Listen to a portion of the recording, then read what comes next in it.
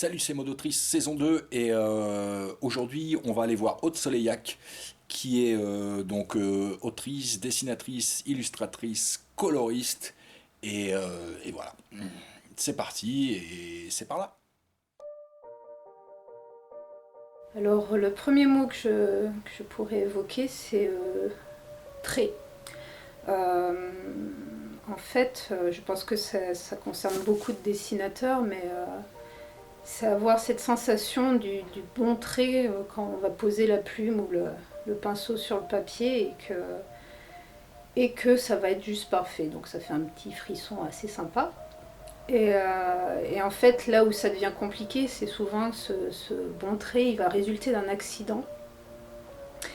Et un accident, donc on ne le contrôle pas. Et du coup, c'est toute cette espèce de recherche d'être assez détendu finalement pour que l'accident arrive et que le trait soit juste parfait comme on le souhaite. Et là, on se rend compte à quel point on ne maîtrise pas grand-chose. Enfin, pour ma part. Alors le second mot, ça serait fantastique. Le fantastique, c'est toujours quelque chose. C'est pas quelque chose sur lequel j'ai eu l'habitude de travailler sur mes premiers albums parce que ça reprenait des romans classiques comme Jules Verne. Mais quand je dessine pour moi, c'est vrai que je vais avoir tendance à créer un univers fantastique imaginaire. Et pour moi, vivant déjà dans le quotidien, je me dis que c'est mon échappatoire. Donc c'est quelque chose que j'aimerais entretenir, le fantastique. Euh, dans ma dernière série, Sixteen, j'ai la chance de pouvoir travailler sur les fantômes, le monde des morts, etc. Donc ça me parle vraiment et puis j'aimerais continuer dans cette veine-là. Alors, dernièrement, enfin, le troisième mot, ce serait adolescence. Parce que dernièrement, c'est un thème qui revient beaucoup, l'exploration de l'adolescence. Quand moi j'étais ado, en fait, j'ai jamais eu cette impression de passage à l'âge adulte. Je pense que je l'ai toujours pas passé. Donc, du coup, de pouvoir faire vivre des personnages dans cette période charnière, c'est quelque chose qui est mystérieux pour moi et que je vais explorer tranquillement dans mes histoires. Donc c'est vraiment ce passage de l'âge de l'enfance à l'âge adulte. J'ai pas fait de crise d'adolescence par exemple, ça c'est un truc, ça me. Voilà. J'aimerais bien comprendre d'où ça vient. Et, euh, et donc, je souhaiterais dans le boulot futur aussi aborder ce thème-là. Alors, un autre mot, ça serait émotion. L'émotion. Euh, En fait, ce qui me plaît dans le fait de raconter des histoires, de les mettre en dessin, c'est d'explorer tout le côté émotionnel des personnages qui rentrent en scène. Donc la psychologie des personnages, c'est vraiment quelque chose de super important, mais si on n'arrive pas, enfin pour moi, si j'arrive pas à faire passer l'émotion de ce qu'ils vont vivre, j'ai l'impression de rater quelque chose. J'ai un dessin très pas réaliste du tout. Souvent les personnages ont même juste des points à la place des yeux, donc c'est vrai, c'est toujours un peu un challenge de faire passer des émotions dans un dessin simplifié entre guillemets.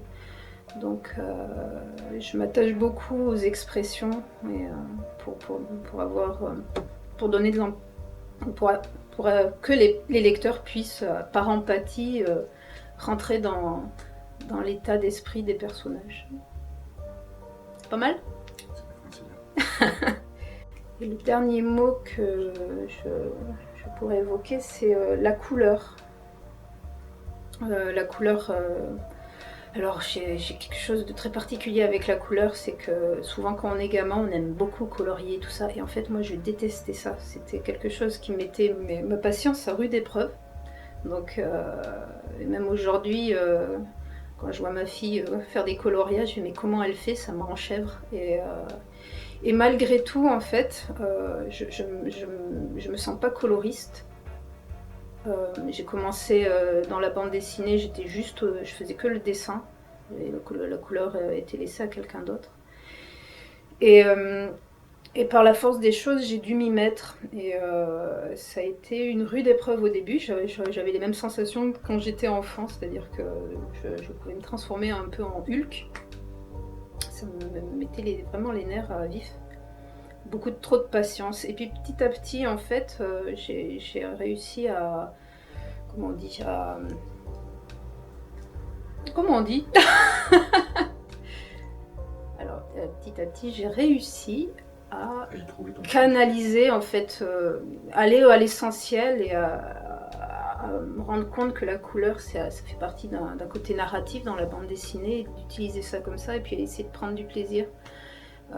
Là dernièrement, je fais une technique mixte avec des lavis donc au pinceau sur papier, scanner et puis mettre de la couleur informatique par-dessus. Finalement, ça rend les choses très vivantes. C'est limite de la peinture, voilà.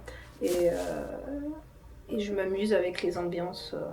Pas hésiter à changer d'ambiance colorée à chaque nouvelle scène, dans des verts, des oranges, et finalement, ouais, je suis de plus en plus apaisée avec la couleur et je me rends compte que c'est une grosse partie de mon travail.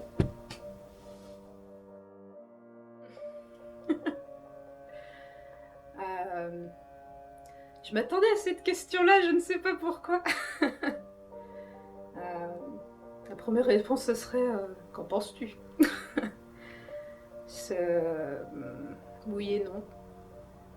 Je sais pas comment développer plus. On sait bien la situation des auteurs à l'heure actuelle, donc non.